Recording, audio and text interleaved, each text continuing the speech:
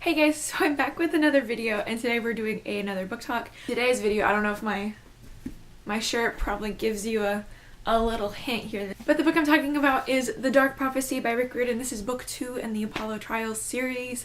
For those of you who don't know what the Apollo Trials is about, this series picks up right after the end of Blood of Olympus, and Apollo has been cursed by Zeus to be a mortal, and he has to complete a bunch of challenges before he can be granted immortal again, and it's just interesting, and he's like kind of enslaved to this 12-year-old demigod. Now, I don't think this is really going to be a spoilery book talk because I don't really have much to say about certain things within this book.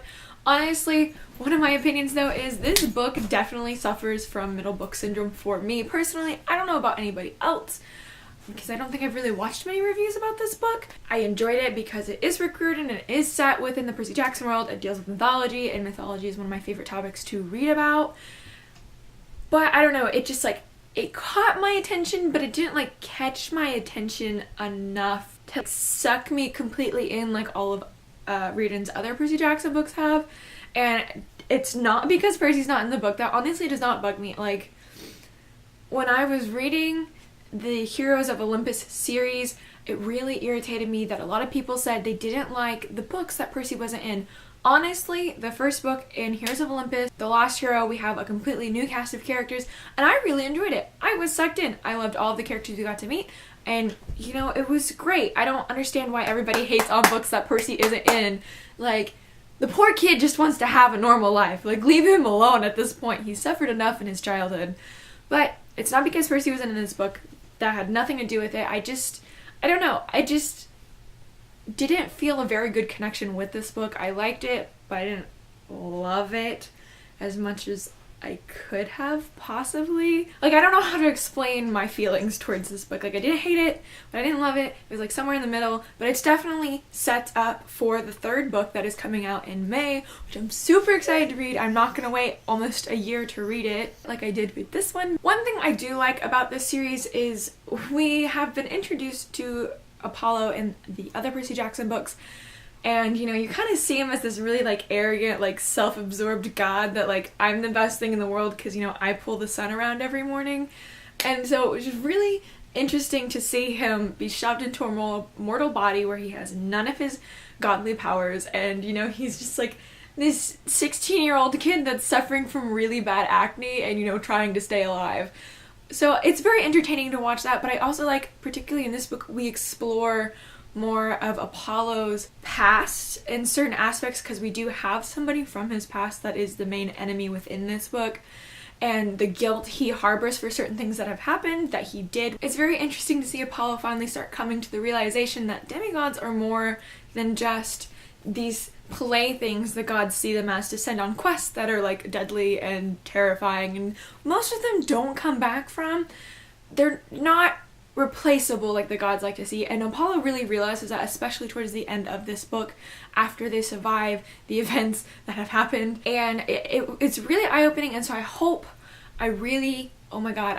so much that at the end of this series, when Apollo becomes a god, I don't know if that's how the series is ending, but I'm going to assume that's what's going to happen, that he takes this new perspective that he's learned from being immortal up to, you know, the other gods and be like, hey, you know, we really should not treat them like this, and like, you know, they're people too, they have lives, and, you know, maybe we should just throw them that imminent death like every other day, because it's, you know, bad. So I really liked getting to see that part of Apollo, especially struggling with the guilt and these different emotions that he hasn't really had to deal with because he just can kind of suppress everything and like, oh, well, that was in the past. I'm wondering if there's another crossover that's going to happen because we get introduced to another character later on in the book that Apollo and his team rescues, and he has the power of lightning, but like,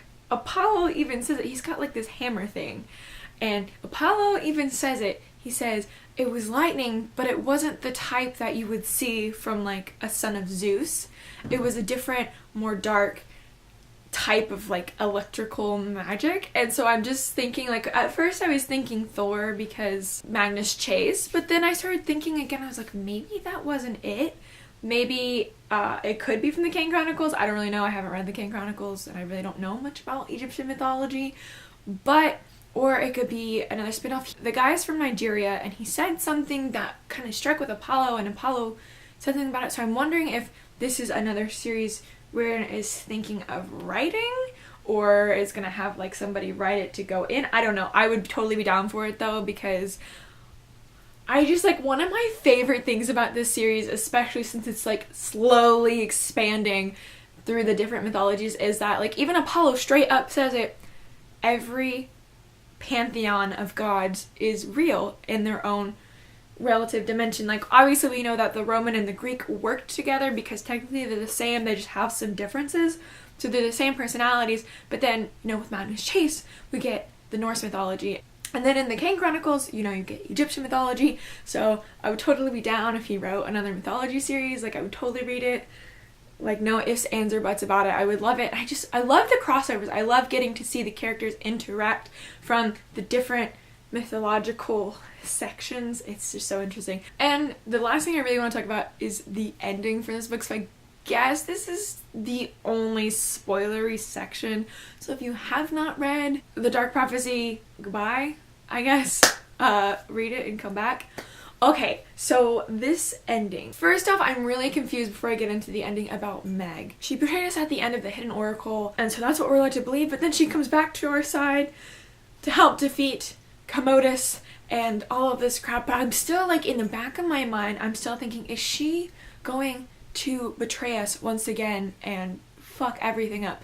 Because even Apollo said this in the very beginning of the book when he was thinking about Meg and wondering where she was and how she was handling what was going on. He said she has been so abused by this man, by physically and verbally, that his claws are so deep into her, he doesn't think she'll be able to escape. And that makes me wonder if she's gonna betray us again, or like, are we gonna have like this massive like redemption scene at one point when we finally do get to like kicking Nero's ass, and you know, she has to come to terms with he doesn't have control over me. He doesn't have control over me anymore, because I'm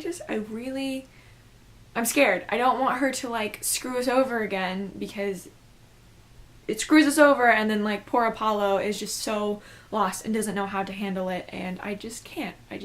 I'm hoping it's gonna be a giant like redemption scene, like when they fight Nero, and you know, she doesn't like cross us over once again. The ending of this freaking book, because obviously we get another prophecy. It's not a Rick Riordan book without a prophecy, guys.